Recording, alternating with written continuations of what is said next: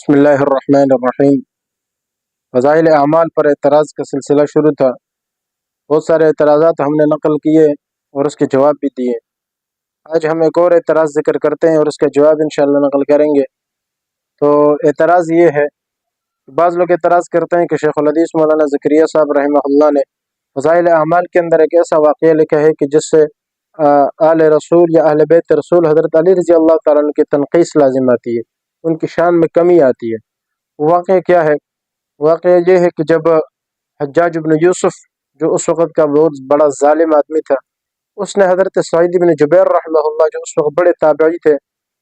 ان کو جب بلایا اور ان سے کہا کہ بھئی حضرت علی رضی اللہ تعالیٰ عنہ کی ان کے بارے میں سوال کیا کہ بتاؤ وہ جنت میں ہیں یا جہنم میں ہیں۔ اب یہ بات تو یقیناً ہے کہ حضرت علی رضی اللہ تعالیٰ عنہ یہ عشرہ مبشرہ صحابہ میں سے اور پکے جنتی ہیں، تو انہوں نے تو جنت میں ہی ہونا تھا۔ تو اس لیے جواب تو یہی بنتا تھا کہ وہ کہے کہ بتاؤ،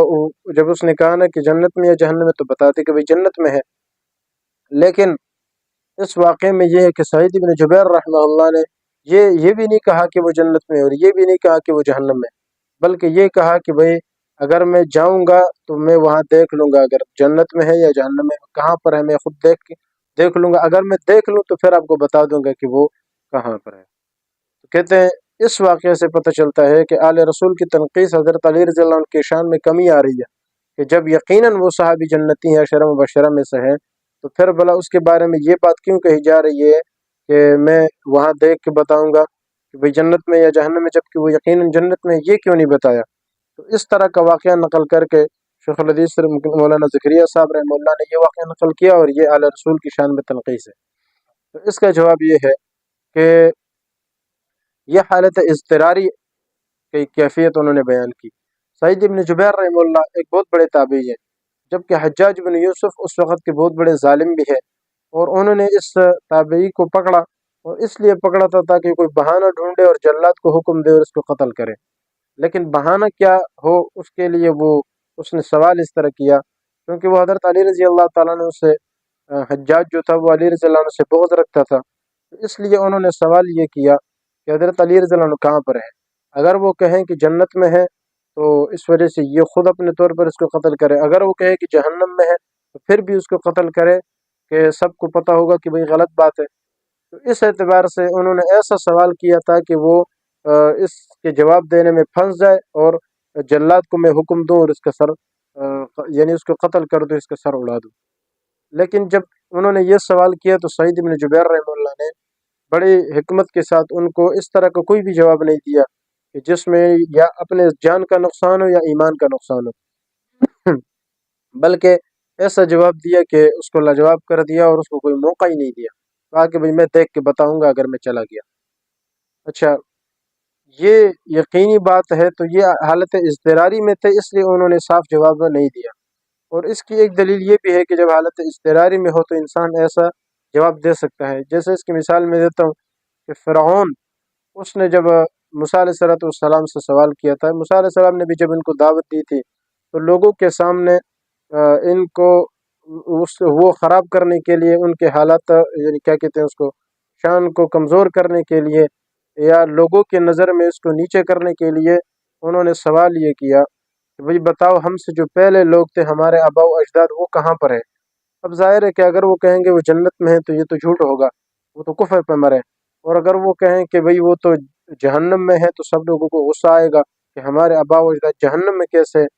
اس لیے حکمت کے طور پر بطور حکمت کے ساتھ حضرت موسیٰ علیہ السلام نے ان کو جواب دیا۔ جب اس نے سوال کیا کہ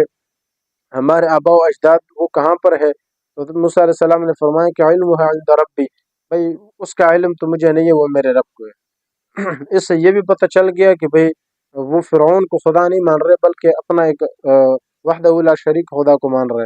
اور دوسرا اس کے اعتراض کو بھی اس نے ختم کر دیا اور ایسا جواب دے دیا کہ وہ بھی لاجواب ہو گیا، اس کے لیے کوئی حجت نہیں بچی۔ اس طرح کے جواب دینا جائز ہے۔ دوسری بات یہ ہے کہ یہ حالت اضطراری حالت تھی، اور اس میں اگر وہ اس طرح کے جواب دے بھی دیتے تو کوئی حرج نہیں تھی، مسئلہ نہیں تھا حالت اضطراری اور ایسی حالت جو بالکل انسان جس کے بعد قتل ہونے کا اندیشہ ہو، تو اس طرح جواب دینا بھی جائز ہے جو حقیقت اور جو غلط ہو وہ بھی دینا جائز ہے۔ اس کی دلیل کیا ہے؟ اس کی دلیل یہی ہے کہ جیسے حضرت عمار بن یاسر رضی اللہ عنہما، ان کے بارے میں آتا ہے کہ جب کفار نے ان پر سخت ظلم کیے اور اتنا یعنی ان کو پر ظلم اور تشدد کیا کہ ان کی حالت خراب ہو گئی اور بس مرنے لگے تھے، تو اس وقت انہوں نے آپ صلی اللہ علیہ وسلم کے خلاف کچھ الفاظ بول دیے جو گستاخی والے تھے، مثال کے طور پر نعوذ باللہ آپ صلی اللہ علیہ وسلم جھوٹے ہیں یا اس طرح کے کوئی بھی الفاظ بول دیے، تو انہوں نے ان کو چھوڑ دیا۔ جب چھوڑ دیا تو یہ صحابی روتے ہوئے آپ صلی اللہ علیہ وسلم کے پاس آئے اور ان کے آنکھوں سے جو ہے آنسو جاری تھے، اور آپ صلی اللہ علیہ وسلم نے ان سے پوچھا کہ عمار کیا خبر ہے؟ انہوں نے کہا یا رسول اللہ بہت بری خبر ہے۔ کہا کیوں؟ تو انہوں نے واقعہ سنایا کہ انہوں نے مجھے اس وقت تک نہیں چھوڑا جب تک کہ میں نے آپ کے خلاف برے الفاظ نہیں کہے۔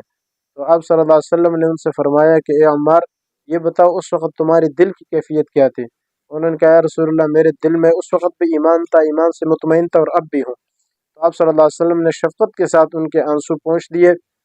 اور پہنچنے کے بعد فرمایا کہ اے عمار اگر تم نے حالت اضطراری میں ایسا کیا ہے تو کوئی مسئلہ نہیں، کوئی حرج نہیں ہے، اگر دوبارہ پھر بھی وہ تم سے یہی مطالبہ اس حالت میں کرے تو تم پھر بھی ان کو یہی جواب دے دینا۔ اس پر قرآن کی آیت بھی نازل ہوئی اور اللہ تعالیٰ نے فرمایا کہ بھئی الا من اکرہ وقلبہ مطمئن بالایمان،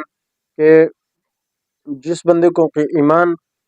یعنی جس کو مجبور کر دیا جائے تو اس پر کوئی حرج نہیں ہے، لیکن شرط یہ کہ اس کا دل ایمان سے مطمئن ہو، تو اس لیے حالت اضطراری میں یہ کیفیت جائز ہے۔ تو جب انہوں نے جواب دیا تو اس واقعے میں میرے خیال سے کوئی اشکال کی بات اس کے بعد نہیں رہتی ہے، نہ اس کتاب پر اور نہ شیخ الحدیث مولانا زکریا رحمہ اللہ پر۔ اس لیے دعا کریں کہ اللہ تعالی ہمیں ہمیشہ اہل حق کے ساتھ جوڑے اور صحیح راستہ ہمیں دکھائے۔ وآخر دعوانا الحمدللہ رب العالمین۔ يرفع الله الذين آمنوا منكم والذين أوتوا العلم درجات والله بما تعملون خبير